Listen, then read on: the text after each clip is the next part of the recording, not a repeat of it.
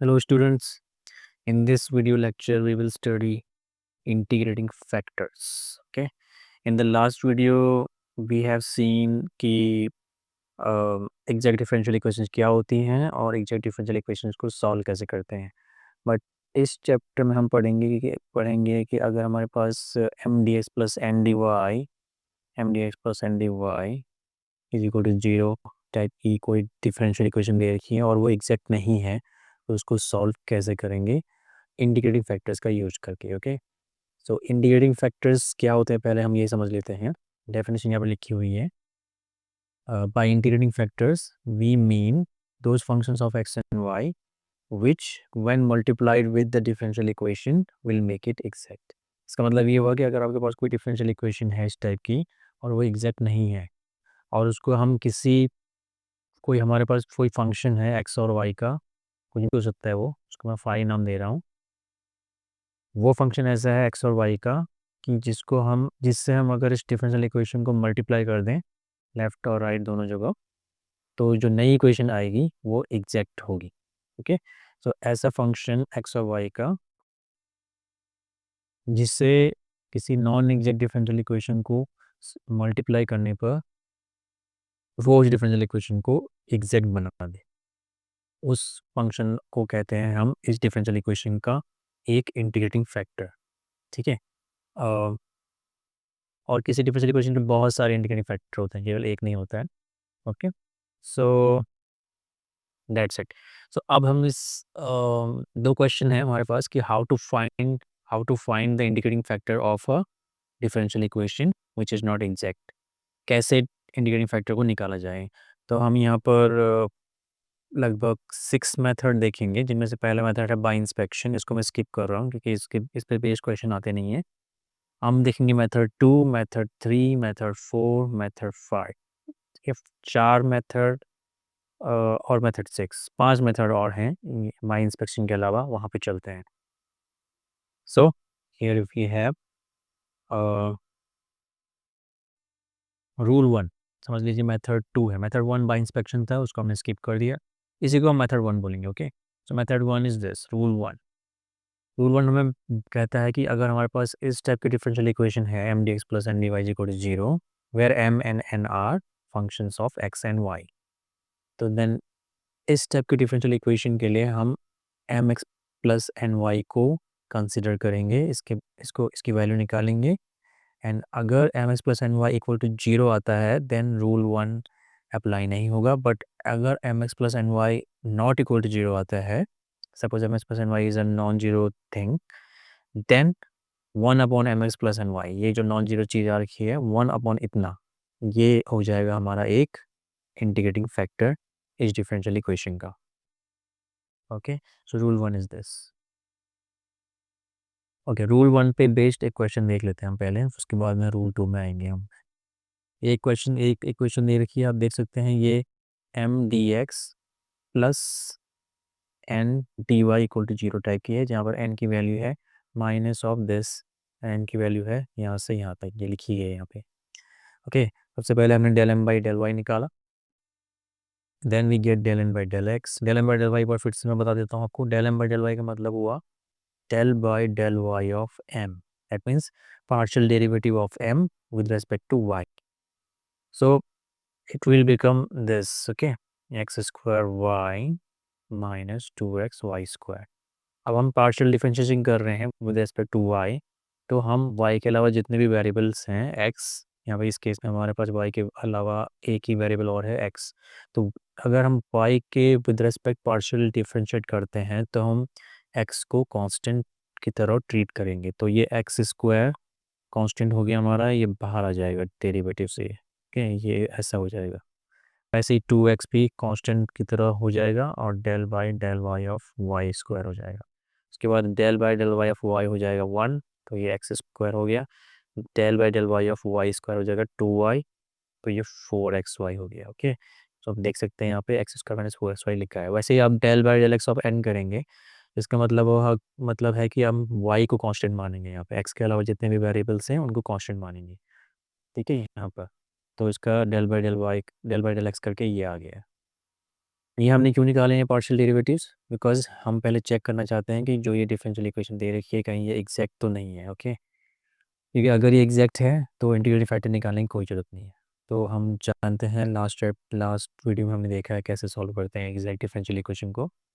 But इस case में हम देख सकते हैं del M by del y and del N by del x, जिसको कि हम ऐसे भी लिखते हैं, ये है M del N by del y, ये है del N by del x. हम इस केस में देख सकते हैं दोनों सेम नहीं है। दैट मीन्स ये जो डिफरेंशियल इक्वेशन है उसको मैं इक्वेशन 1 कहूँगा। Differential equation 1 is not exact. तो अब क्या करना है, अब हमें इसको एग्जैक्ट बनाना है। एग्जैक्ट बनाने के हम क्या करेंगे, इसका इंटीग्रेटिंग फैक्टर खोजेंगे। वाई? बिकॉज इंटीग्रेटिंग फैक्टर जब निकल जाएगा, ये देखिए इंटीग्रेटिंग फैक्टर निकाला गया है, तो हम पूरी डिफरेंशियल इक्वेशन को इस इंटीग्रेटिंग फैक्टर से मल्टीप्लाई कर देंगे ताकि जो नई डिफरेंशियल इक्वेशन आए वो एग्जैक्ट आए, और उसको हम सॉल्व करना जानते हैं। तो how can we find this indicating factor? हम रूल 1 अप्लाई करके देखना चाहते हैं। रूल 1 में यहाँ पे कहा गया था M x plus N Y zero नहीं होना चाहिए। ओके, तो हम देखेंगे यहाँ पे एम ये है, एन ये है, तो M x plus N y आप देखेंगे M into x plus N into y की वैल्यू आ रही है एक्स स्क्वायर वाई स्क्वायर, और ये जीरो नहीं है। Therefore by rule 1, 1 upon this, that means 1 upon x square y square is an integrating factor of differential equation 1.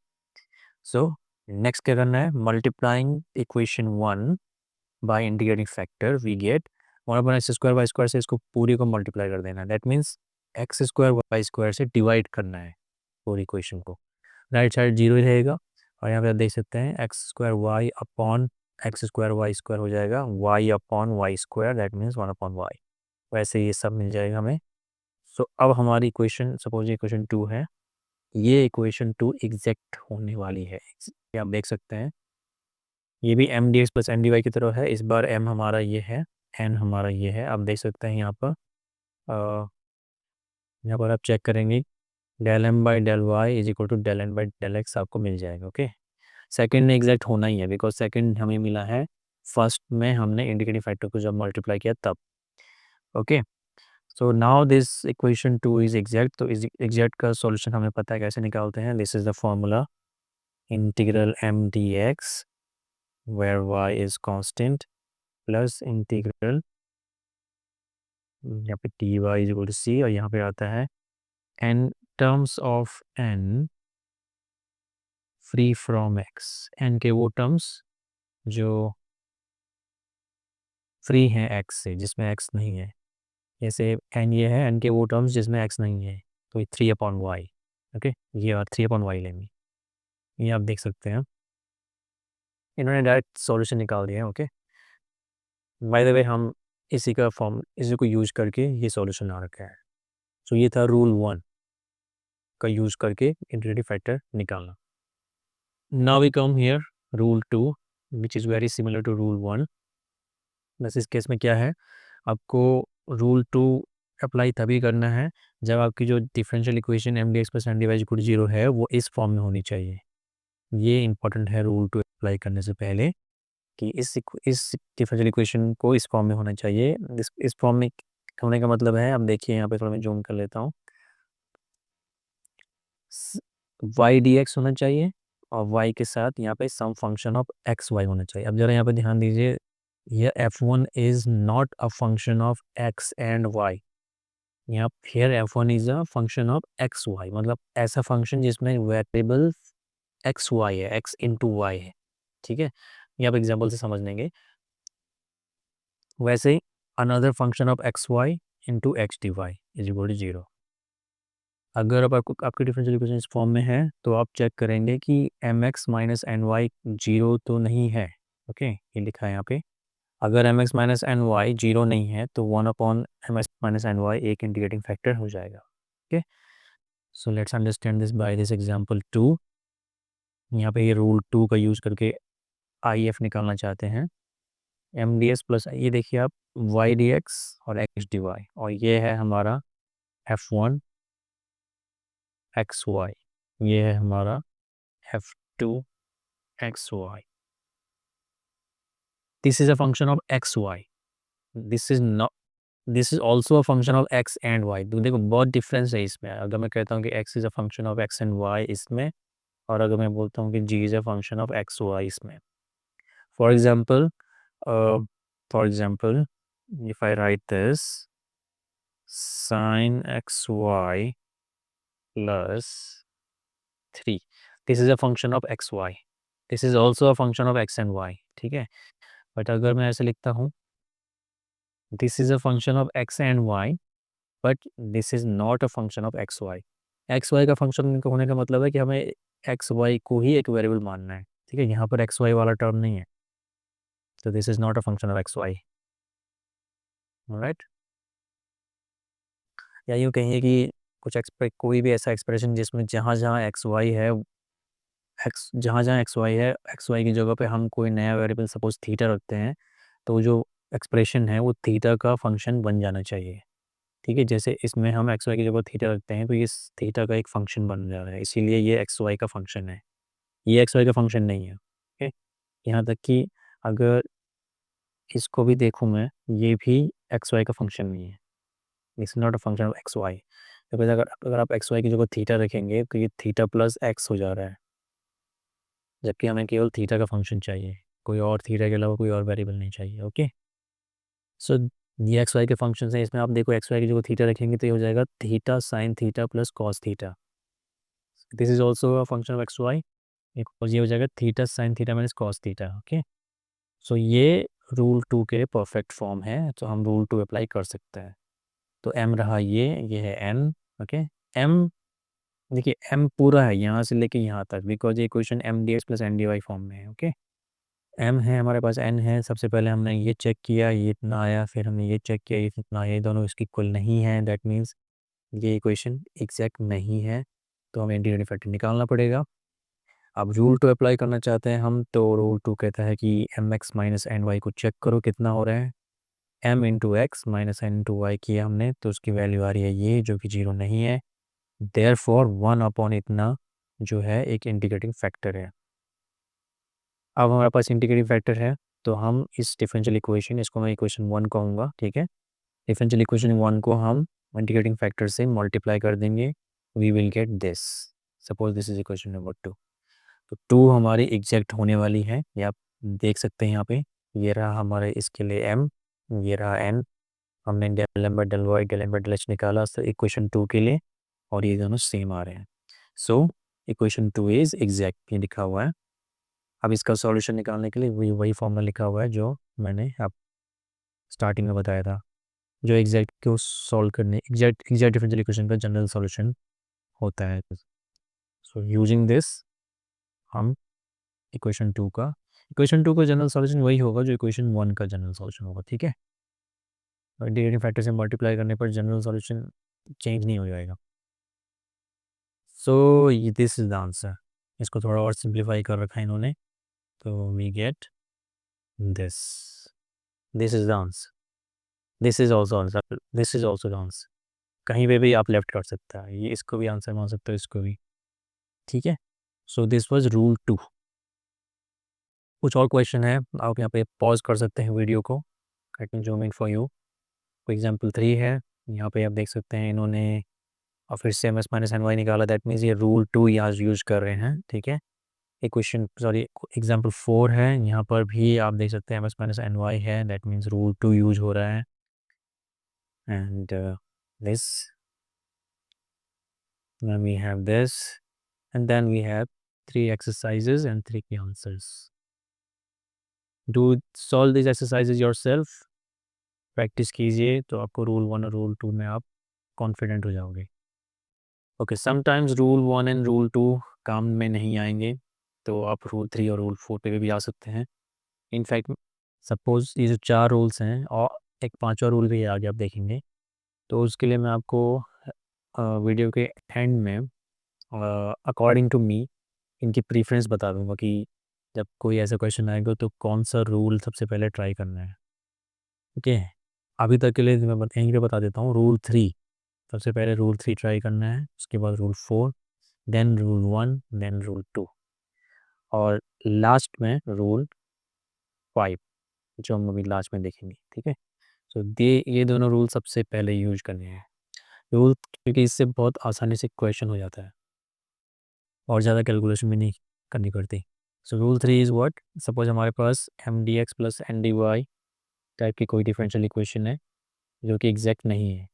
अब इसका इंडिकेटिव फैक्टर निकालने का जो एक थर्ड तरीका है वो है रूल 3। ये हमें बोलता है कि हमें del M by del Y minus del M by del X, इसको हम इस फॉर्म में लिख सकते हैं। देखिए ये जो लिखा है ना, this can also be written like M Y minus N X, थोड़ा फॉर्मूला छोटा दिखता है इससे। Okay, so M Y minus this is not, okay इसको मैं एम वाई पढ़ रहा हूँ but this is not M into Y. Okay, this is M Y subscript में है, ये एक नोटेशन है del M by del Y के लिए। वैसे ही इसका मतलब है del M by del X. So M Y minus N X मतलब del M by del Y minus del M by del X upon N, इसकी वैल्यू निकालनी है। और ये होना, अगर ये एक फंक्शन ऑफ एक्स आता है या कांस्टेंट आता है, ये लिखा है यहाँ पे this is a function of X alone.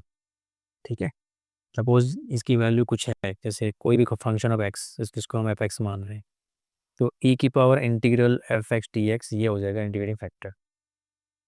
वैसे ही यहाँ पर हमने देखिए यहाँ पर हम इसका नेगेटिव लेंगे। यहाँ पर M Y minus N X है, यहाँ पर हम ले रहे हैं N X minus M Y upon M. इसको भी याद रखने का तरीका है, यहाँ पर राइट में एन एक्स है तो एन लेंगे, यहाँ पर राइट में एम है, एम वाई है तो एम लेंगे। और ये अगर फंक्शन ऑफ वाई अलोन, केवल फंक्शन ऑफ वाई है, सपोज इसको एफ वाई कह रहा हूँ मैं, तो ई की power integral F Y D Y ये इंटीग्रेटिंग फैक्टर हो जाएगा। ठीक है, ये आपको याद रखना है। जो राइट में है, यहाँ पे राइट में एन है तो यहाँ एन एक्स है राइट में, तो यहाँ पे एन लेना है और ये होना चाहिए फंक्शन ऑफ एक्स। इस जो मतलब इसमें वाई नहीं होना चाहिए, ये कांस्टेंट भी हो सकता है। वैसे ही यहाँ पे फंक्शन ऑफ वाई होना है, एक्स नहीं हो सकता यहाँ पे। और कांस्टेंट कांस्टेंट भी हो सकता है इसकी वैल्यू। ठीक है, सो और how to remember that this should be a function of X alone. देखिए आपने एन लिया है यहाँ पे डिनोमिनेटर में, और एन के साथ एन का जो डेरिवेटिव निकाला गया है वो एक्स के रिस्पेक्ट है, तो इसलिए फंक्शन ऑफ एक्स, ये याद रखने का तरीका है। एम है यहाँ पे, एम का डेरिवेटिव वाई के रिस्पेक्ट है तो फंक्शन ऑफ वाई। ठीक है, so let's understand this by this examples. Rule 3 को देखते हैं हम। M Y minus N X by N, ये डिफरेंशियल इक्वेशन है, हमने देखा ये इक्वल नहीं है तो एग्जैक्ट नहीं है, तो हमने हमने इसकी वैल्यू निकाली M Y minus N X by N, और ये आ गया हमारा कांस्टेंट। जैसे कि मैंने कहा था कांस्टेंट चलेगा, इसको एफ एक्स मान लीजिए। सो जो इंटीग्रेटिंग फैक्टर है वो होगा ए टू द पावर इंटीग्रल ये एफ एक्स जो कि 1 है 1 डी एक्स, एक ये हो गया ए टू द पावर एक्स, ये इंटीग्रेटिंग फैक्टर हो गया। उसके बाद क्या करना है, जो वही करना है इंटीग्रेटिंग फैक्टर के बाद जो करते हैं, जो डिफरेंशियल इक्वेशन है we will multiply the given differential equation by this, and हमारे पास ये मिलेगा, ये एग्जैक्ट है, एग्जैक्ट को सॉल्व करना हम जानते हैं। ठीक है, उसी तरह से यहाँ पे शायद इन्होंने रूल 4 यूज़ किया है, ये देख सकते हैं हम। यहाँ पर उन्होंने N X minus M Y upon N की वैल्यू निकाली है जो कि आई है ये -2/y, तो ये फंक्शन ऑफ y अलोन है, इसको एफ वाई मान लो। And it Indian factor will be E to the power integral this D Y, ये इतना हो गया।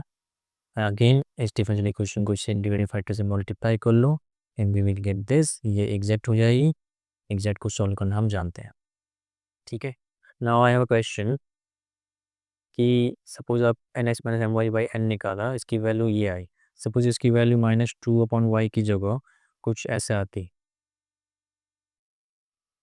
मतलब एक्स का फंक्शन आती, या फिर ऐसा आता है एक्स प्लस वाई, तो हम इंटीग्रेटिंग फैक्टर ये नहीं कहते कि integrating factor E to the power integral this, नहीं, तो रूल 2 फेल हो जाता है। ओके, सॉरी रूल कितना है, रूल 4 है आई थिंक, रूल 4 फेल हो जाता है। रूल 4 में इसकी वैल्यू में फंक्शन ऑफ वाई ही होना चाहिए या कांस्टेंट। ठीक है, और रूल 3 में फंक्शन ऑफ एक्स ही होना चाहिए, ये आपको ध्यान में रखना है। एक और इम्पोर्टेंट टिप है आपके लिए कि देखिए रूल 3 एंड रूल 4 इसलिए भी इम्पोर्टेंट है बिकॉज रूल 3 और रूल 4 में हमें इनकी ज़रूरत पड़ती है, ठीक है, basically M Y minus N X की, ठीक है। और जो कि हम इस टाइप के डिफरेंशियल इक्वेशन में ये तो निकालना ही पड़ता है हमें, बिकॉज हमें सबसे पहले चेक करना होता है कि डिफरेंशियल इक्वेशन एग्जैक्ट है कि नहीं। उसके लिए हम देखते हैं कि इसकी वैल्यू जीरो तो नहीं है, ठीक है। M Y equal to N X देखने का मतलब है कि M Y minus N X zero तो नहीं है। अगर ये जीरो है तो ये इक्वेशन एग्जैक्ट हो गई, और अगर जीरो नहीं है तो ये इक्वेशन एग्जैक्ट नहीं हुआ है। कहने का मतलब है कि ये वैल्यू तो आपको वैसे भी निकालनी होती है, इसीलिए यहाँ भी काम आ जाती है वैल्यू रूल 3 रूल 4 के लिए। ओके, ये और एग्जांपल सॉल्व कर रखा है इन्होंने, ये आप देख लीजिए। इसमें भी इन्होंने M Y minus ten X by N rule 3 use किया है, फंक्शन ऑफ एक्स आ गया। Okay, here we have exercise 2J, 7 questions हैं एंड रूल 3 और रूल 4 का यूज करके आप इनको पढ़ सकते हैं। The answers are given here. So 4 rules हम पढ़ चुके हैं। Now I will explain rule 5। ये रूल बहुत लास्ट में यूज करना है जब चारों के चारों रूल्स अप्लाई नहीं हो रहे हैं तब, क्योंकि बहुत लेंदी प्रोसीजर है। ओके, इसमें क्या होता है देखिए, इस रूल को अप्लाई करने के लिए आपको आपकी जो डिफरेंशियल इक्वेशन है M D x plus N D Y, ये जो बोलिए जो भी है, जो डिफरेंशियल इक्वेशन है आपकी, वो इस फॉर्म में होनी चाहिए। इस फॉर्म को देख लेते हैं एक बार। इस फॉर्म में दो टर्म्स है, एक यहाँ से यहाँ प्लस दूसरा टर्म यहाँ से यहाँ, दोनों सेम टर्म है, तो एक टर्म को समझ लेते हैं। यहाँ पे क्या है, ब्रैकेट में देखिए आप, Y D X some constant, X D Y some constant, फिर होल मल्टीप्लाइड बाय एक्स, यहाँ पे वाई की पावर बी है, और यहाँ पर कुछ प्रिंटिंग मिस्टेक थी तो मैंने यहाँ पर डैश करके लिखा गया है कि एक्स की पावर ए है यहाँ पे। ओके, तो ये जो फर्स्ट टर्म है वो है एक्स की पावर ए वाई की power B into M into Y D x plus N into X D Y, ये फर्स्ट टर्म है। सेकेंड टर्म भी बिल्कुल ऐसे ही है, एक्स की पावर यहाँ पे कुछ और है आर, वाई की power S into Y D X का some into constant, X D Y some constant, ये पी क्यू आर एस ये सब कांस्टेंट है, ए बी एम एन ये सब कांस्टेंट है। तो इस टाइप की अगर डिफरेंशियल इक्वेशन है तो हम रूल 5 यूज कर सकते हैं। Okay, how how can we use rule 5? देखिए ये लिखा हुआ है A B C M N R जो भी था वो सब कांस्टेंट्स हैं, ये दिए रहेंगे। ओके, दिए हुए रहेंगे। तो हमको इस केस में इंटीग्रेटिंग फैक्टर क्या मानना है, ये हम लिखेंगे कि इस केस में कि let the integrating factor of the differential equation be I F is equal to X to the power H Y to the power K. अब एच और के है ये आपको निकालना है, ठीक है।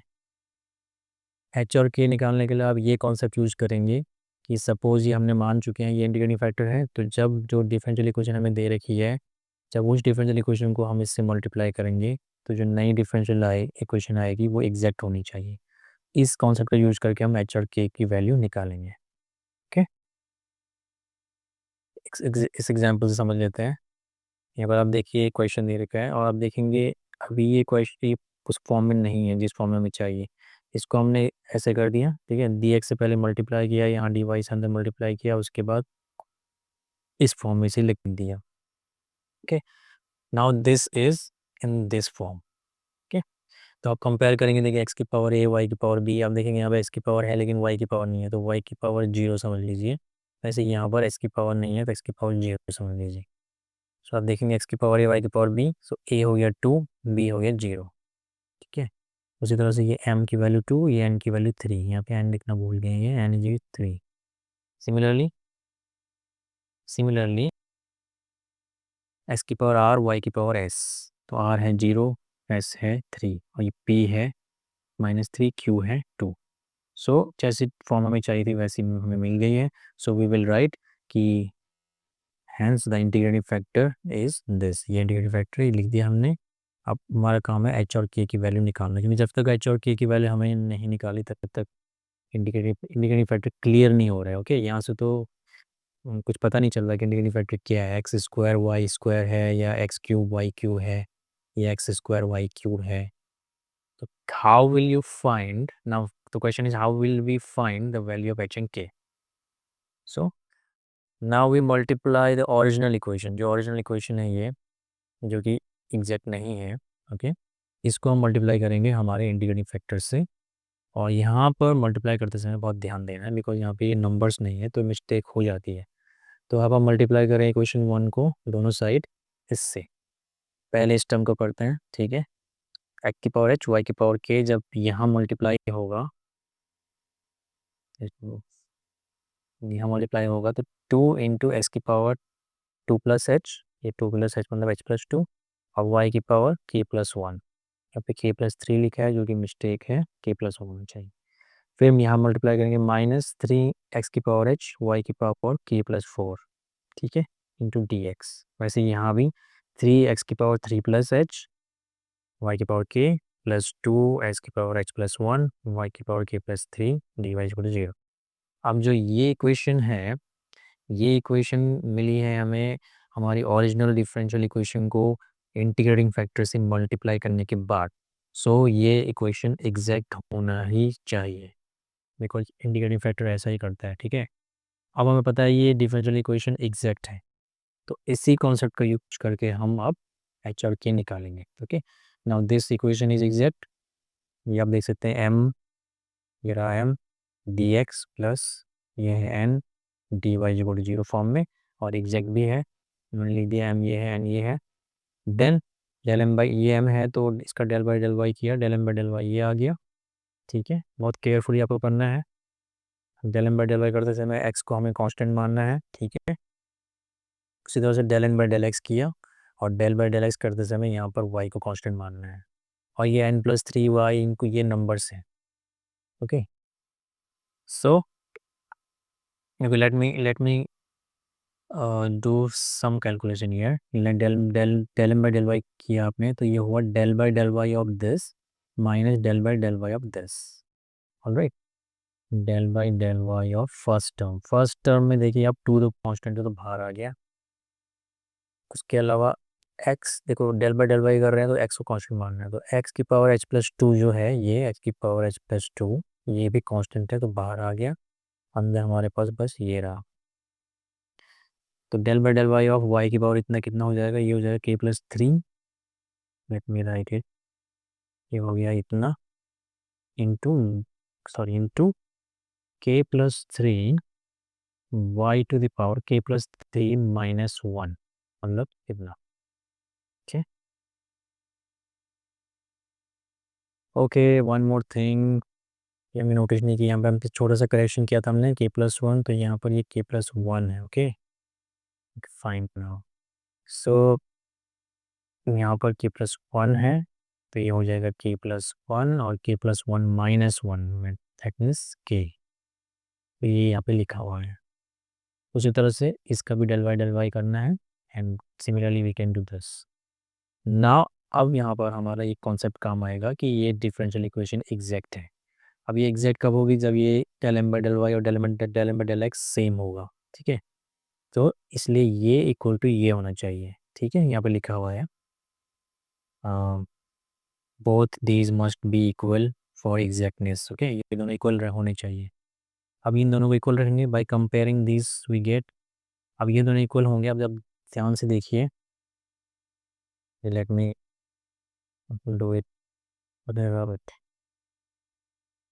आप देखेंगे ये पूरा एक्सप्रेशन इस पूरे एक्सप्रेशन के बराबर है। दोनों एक्सप्रेशंस में दो दो टर्म्स हैं, ये पहला टर्म माइनस ये दूसरा टर्म, यहाँ पे भी आप देखेंगे दो टर्म है। इस टर्म को देखिए आप, एक्स की पावर ये एच है, ओके एन नहीं है, एक्स की पावर h+2 वाई की पावर के, यहाँ पर भी होगा कोई ऐसा टर्म, ये देखिए एक्स की पावर h+2 वाई की पावर के, तो ये इसका फर्स्ट टर्म इसके फर्स्ट टर्म के जैसा है। यहाँ पे एक्स की पावर एच वाई की पावर k+3, एच की पावर एक्स एच वाई की पावर k+3, इसका सेकेंड टर्म इसके सेकेंड टर्म के जैसा है। तो अगर ये एक्सप्रेशन के इक्वल है तो जो लाइक टर्म्स हैं हमारे एक जैसे टर्म्स हैं वो भी सेम होने चाहिए। ओके, तो ये टर्म इस टर्म के बराबर होना चाहिए। ये तभी होगा जब ये जो कॉफिशेंट है 2 इंटू k+1 और 3 इंटू h+3 सेम होंगे, ठीक है। उसी तरह से यहाँ पे इसके जैसा टर्म ये है, तो ये इक्वल तभी होंगे जब यहाँ इस इक्वेशन में इसका जो कॉफिशेंट है ये 3 इंटू k+4 माइनस के साथ वो इसके कॉफिशेंट 2 इंटू h+1 के बराबर होगा। तो ये हमें यहाँ से मिल गया इनको जब हम सिंप्लीफाई करेंगे तो एच और के में दो इक्वेशंस बनेंगी, उनको सॉल्व करना है और ये हमारी एच और के की वैल्यू आ जाएगी। तो इंटीग्रेटिंग फैक्टर जो कि हमने माना था कि एक्स की पावर एच, वाई की पावर के, वो बन जाएगा इतना एच और की वैल्यू रखने के बाद। तो ये हो गया इंटीग्रेटिंग फैक्टर, बट हमारा काम अभी यहाँ पे फिनिश नहीं हुआ है। इंटीग्रेटिंग फैक्टर तो मिल चुका है, अब हमें क्या करना है, इस इंटीग्रेटिंग फैक्टर से जो हमारी ओरिजिनल इक्वेशन है उसको मल्टीप्लाई कर देना है। ठीक है, इक्वेशन 1 को मल्टीप्लाई करने के बाद ये ऐसे आ जाएगा। यहाँ पर राइट हैंड साइड में थोड़ा मिट किया है, छोटी zero. Now this will be exact, okay, because original equation को हमने इंटीग्रेटिंग फैक्टर से मल्टीप्लाई करके ये मिला है, तो ये एग्जैक्ट है। And how now we know how to solve it. ठीक है, ये हमारा m है, ये हमारा n है, सीधा फॉर्मूला जो होता है उसमें रखिए और इसको सॉल्व कीजिए। So you can see that बहुत ज़्यादा कैलकुलेशन है इस मेथड में, मिस्टेक होने के चांसेस बहुत ज़्यादा हैं, हर जगह पे बहुत केयरफुल रहना है। ठीक है, छोटी सी भी मिस्टेक हुई तो एच और के की वैल्यू गलत आ जाएगी और हमारा क्वेश्चन ही गलत हो जाएगा। ठीक है, एच और के की वैल्यू गलत आई तो आपको इंटीग्रेटिंग फैक्टर गलत मिलेगा। इंटीग्रेटिंग फैक्टर गलत मिला तो जो ये इक्वेशन आई है, ओरिजिनल इक्वेशन को जो इंटीग्रेटिंग फैक्टर से मल्टीप्लाई करके मिली है, ये एग्जैक्ट नहीं होने वाली है। ठीक है, कहीं ना कहीं गड़बड़ हो जाएगी, आपको पता चल जाएगा कुछ मिस्टेक हुई है। So that's why I told you to use this method 5 in the last. So okay, फिर से मैं आपको बता रहा हूँ, सबसे पहले आपको रूल 3 यूज़ करना है, देन रूल 4, उसके बाद अगर काम नहीं होता है तो रूल 1, रूल 2, उसके बाद एंड में रूल 5। ये रूल 5 था हमारा। ये कुछ और पार्ट है उसी क्वेश्चन का एंड ठीक है, और ये फाइनल सॉल्यूशन था उस क्वेश्चन का। उसी तरह से एग्जाम्पल 2 भी आप देख लीजिएगा, pause the video and you can see. Then we have some exercises, 4 exercise यहाँ हैं और 4 आंसर्स यहाँ हैं। These are the answers. Okay, so ये था हमारा इंटीग्रेटिंग फैक्टर का lecture video. So let me quickly summarize this for you. हमारे पास M D x plus N D Y is equal to zero type की कोई डिफरेंशियल इक्वेशन होगी, आपको del M by del Y minus del N by del X की value निकालनी है। अगर ये जीरो हुई दैट मीन्स हमारी इक्वेशन एग्जैक्ट है और हमने डायरेक्ट जो फॉर्मूला है एग्जैक्ट का, जनरल सॉल्यूशन का, उसको यूज करके जनरल सॉल्यूशन निकाल देना है। बट अगर M Y minus N X की वैल्यू जीरो नहीं हुई, मतलब एम वाई एन एक्स के इक्वल नहीं हुआ, तो हमारा जो ये डिफरेंशियल इक्वेशन है वो नॉट एग्जैक्ट होगी, एग्जैक्ट नहीं होगी। तो आपको इंटीग्रेटिंग फैक्टर निकालना है, जो 5 मेथड है इनका यूज करके। एक बार इंटीग्रेटिंग फैक्टर आ गया, उसके बाद हम ओरिजिनल इक्वेशन को इंटीग्रेटिंग फैक्टर से मल्टीप्लाई करेंगे, वो एग्जैक्ट बन जाएगी और उसका सॉल्यूशन हम निकाल लेंगे। Okay, so that's it for today. Keep practicing. Thank you very much.